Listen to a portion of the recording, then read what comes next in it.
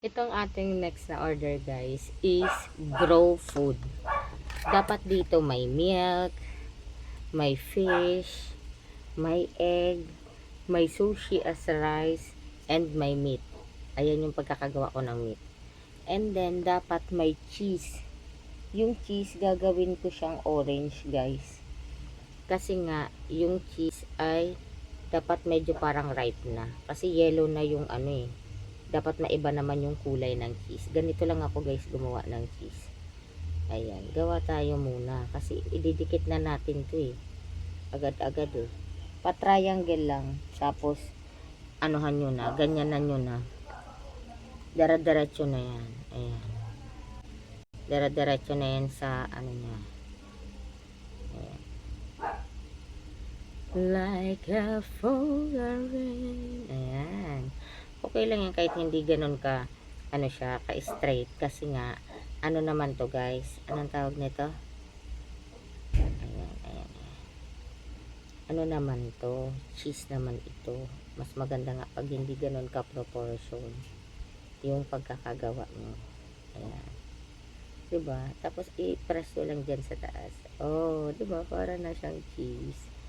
Pero dapat wala siyang butas-butas. Okay? Kasi nga hindi naman to ano connect the dot.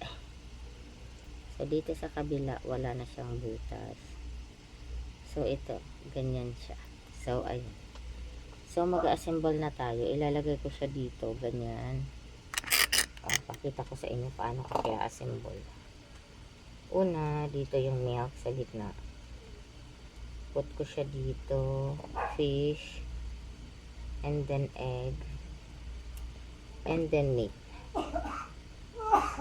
Ayan. Ayan, ganyan. Or ganyan.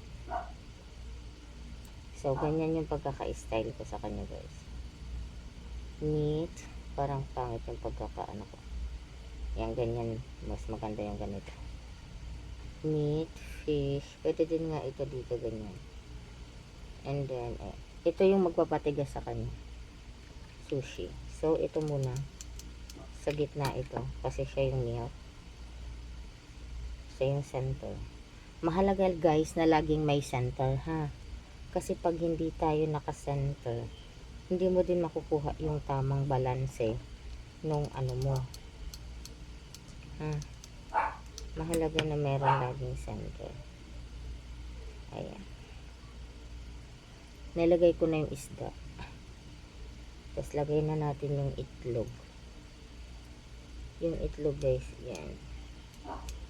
Yung caseware guys, pag nilagyan nyo na ng ano, ng glue gun, glue stick, glue, ano ba, ng glue, mabilis na siyang nagdidikitan. Kaya kailangan nakaplano ka kung ano ba, kung paano mo ba siya ididikit. Kasi once na nadikit mo na siya, hindi mo na siya pwedeng tanggal-tanggalin. Kailangan talaga nakaplano na kung paano mo siya didiskartehan na idikit. Okay? Hindi siya pwede na ano lang na ay ano lang to, okay na to, ganyan. Hindi siya pwede. And the cheese, ilalagay ko siya dito. Naku, umulan na nga guys. Ayan. So dito ko to ilalagay. So, bago ko ilagay yung ating pang patigas na make sure muna na yung ayan, nadidikitan ng mga ano guys eh, ng mga ano ko dito. Ayan.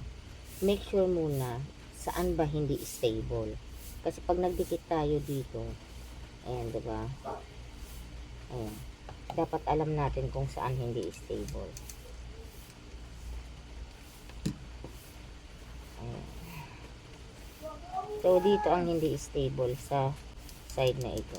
So, dito tayo magdidikit na yun. Ng sushi. Which is yung sushi, ayan. Diba? Tanggalin nyo na lang yung mga ano guys.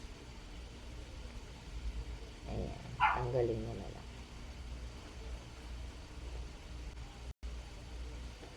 Kung may mga sobra-sobra, tanggalin nyo na lang para hindi maganda, pangit tignan. Para lahat maganda ba. Ayan na. Nadikit na siya. So, stable na siya. Kita nyo?